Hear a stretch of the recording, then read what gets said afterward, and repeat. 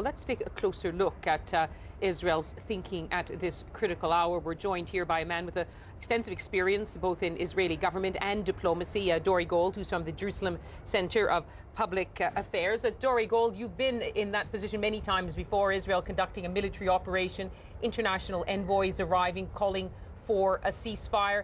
Israel's not interested in the ceasefire right now, is it? Israel wants to bring the rocket attacks against Israeli cities to an end.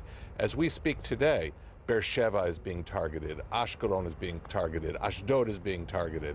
It's very simple how to bring this war to an end.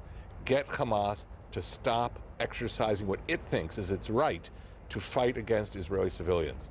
Then there's no reason for us, obviously, to continue our self-defense operations. Secondly, we have to make sure, and this is a critical point of diplomacy, that we don't have a situation whereby Hamas simply fills up its weapon stocks after the ceasefire comes about. We had that in Lebanon. We reached a resolution of the Second Lebanon War. Hezbollah now has more rockets than it had before the war. We don't want to replicate that error in the Gaza Strip. So Israel would be welcoming some kind of a mechanism to both to control the entry points into Gaza, particularly the crossing with Egypt? Well, the big problem has been this area called the Philadelphia route. That's that route between Egyptian Sinai and the Gaza Strip.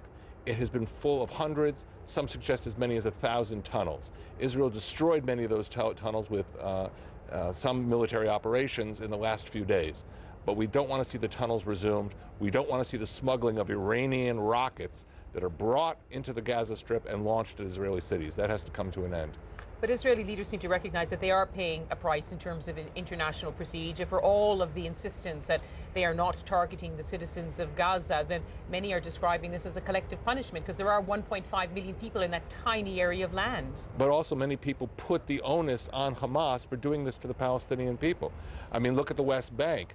There, Mahmoud Abbas and the other Palestinian leaders are trying to create a much better situation. Look what Hamas has done to the Palestinians in Gaza. It's night and day.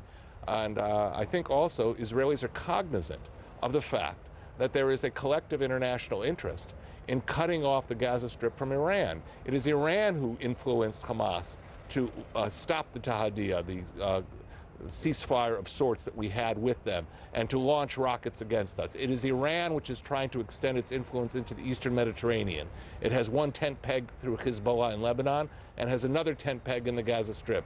We have to pull out that tent peg and allow the Arab states, the Arab system, as well as Israel, achieve security without Iranian prodding. Dore Gold, thank you very much for joining us here in Jerusalem.